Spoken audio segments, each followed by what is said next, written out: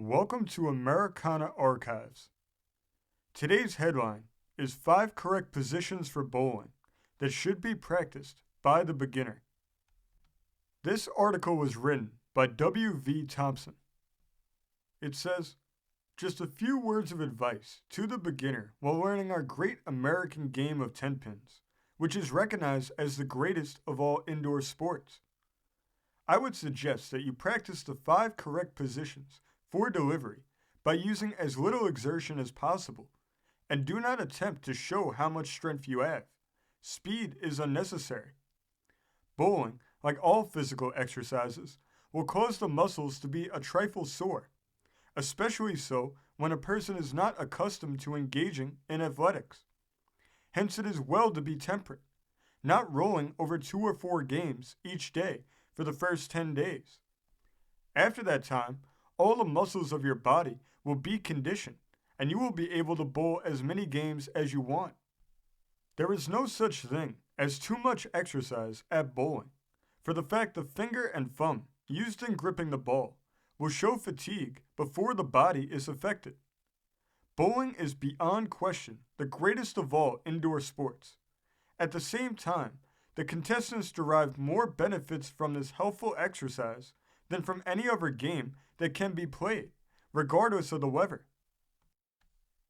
Bowling is now considered the most fascinating athletic sport, barring none, and it is a common occurrence for a man to take his wife, mother, sister, or best girl for an evening entertainment at the bowling alleys, the same as they had in former years by having theater parties.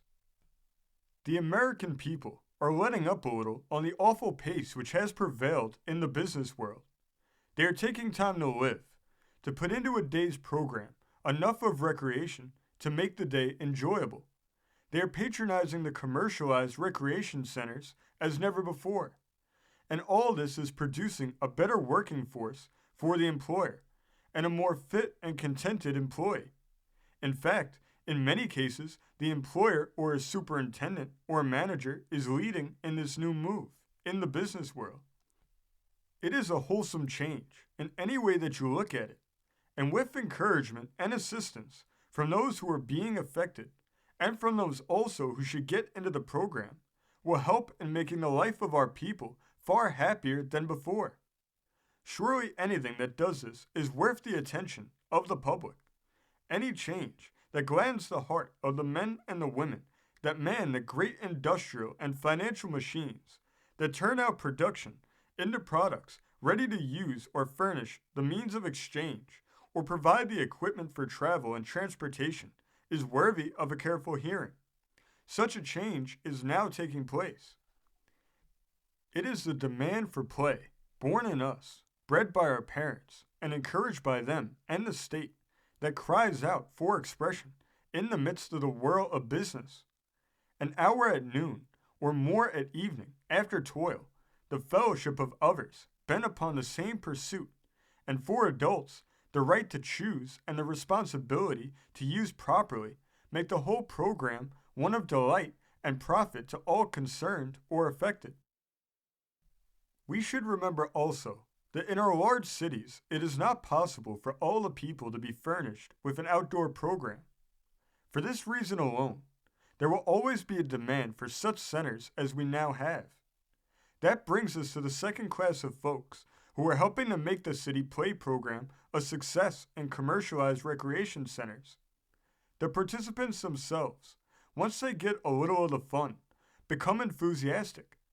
The flabby muscles that tire so easily respond to nature's way of keeping in shape. The circulation improves with exercise, better spirit follows, and as a natural result, the home and the work of the day and the pleasure itself all are better and the life happier. Every employer of labor should encourage his employees to participate in some game after work. It will be better if he leads the way. If he is a large employer of labor, it may be best to provide something close to the workshop, factory, mill, loft, or as some have already done, put in an equipment in the loft. It pays in better work, cooperation, if you are in the play. It stands between you and the trouble, chases the doctor out of the house, and gives the country a better type of human beings. Surely this is worthwhile. In the accompanying illustrations, the different positions indicate 1. Getting your eye on the pins, 2. Securing the right grip, 3. The proper position for the swing, 4. Placing the ball, and 5. The delivery. How to bowl. Ball and grip. Select a lightweight or undersized ball.